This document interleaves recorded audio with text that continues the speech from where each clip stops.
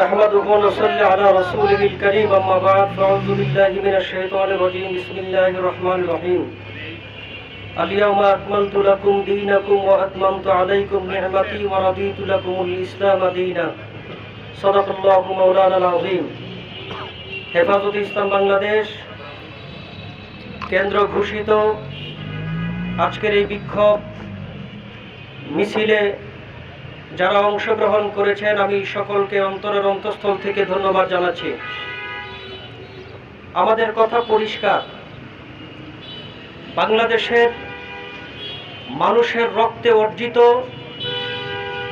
মানুষের যেই স্বাধীনতা যুদ্ধে রক্ত দিয়ে স্বাধীনতা অর্জন করেছে, সেই স্বাধীনতাকে ক্ষুণ্ণ করবার জন্য কোনো পায়তারা যদি যে কোনো মহল থেকে করে, সর্বপ্রথম এই মাতৃভূমিকে রক্ষা করার জন্য হেফাজতে ইসলামের কর্মীরা রাজপথে রক্ত দেওয়ার জন্য থাকবে। কথা পরিষ্কার, কে ভারতের এজেন্ডা বাস্তবায়ন করবেন আমাদের জানা নাই, কে আমেরিকার এজেন্ডা বাস্তবায়ন করবেন আমাদের জানা নাই, জানার দরকারও নাই।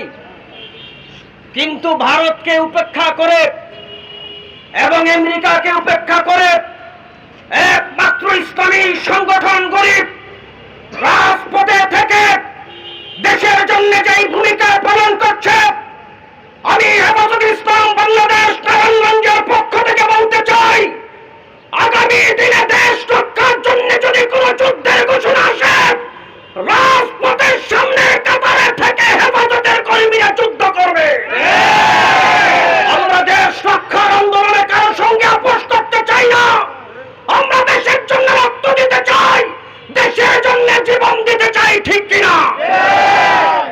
আমি নারায়ণগঞ্জের প্রশাসনকে বলছি, ডিসি মহোদয়, এসপি মহোদয়, আপনারা টেবিলে এসির তলে বসে বসে শুধু খালি গ্রিন অ্যান্ড ক্লিন বাস্তবায়নের জন্য যেই স্বপ্ন আপনারা এসির তলে বসে দেখেন, কিছু গাছ রোপণ করলেই নারায়ণগঞ্জ সবুজ শ্যামল গ্রিন হয়ে যায় না।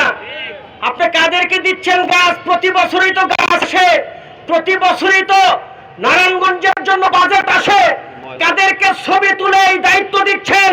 ময়লা পরিষ্কার হচ্ছে না, নারায়ণগঞ্জের উন্নয়ন হচ্ছে না, নারায়ণগঞ্জের মানুষের সেবা দেওয়ার জন্য আপনারা যেইভাবে ভূমিকা পালন করছে, নারায়ণগঞ্জের জনগণ মনে করে এটা ভাউতাবাজি। নারায়ণগঞ্জের ডিসি এবং এসপি মহোদয়কে বলছি, অনতি বিলম্বে আলেমদের সাথে পরামর্শ করুন, মুসলিম ইমামের সাথে পরামর্শ করুন। আমাদের সাথে পরামর্শ করলে সঠিক অর্থে নারায়ণগঞ্জ ক্লিন এবং ক্লিন হবে, ঠিক কিনা?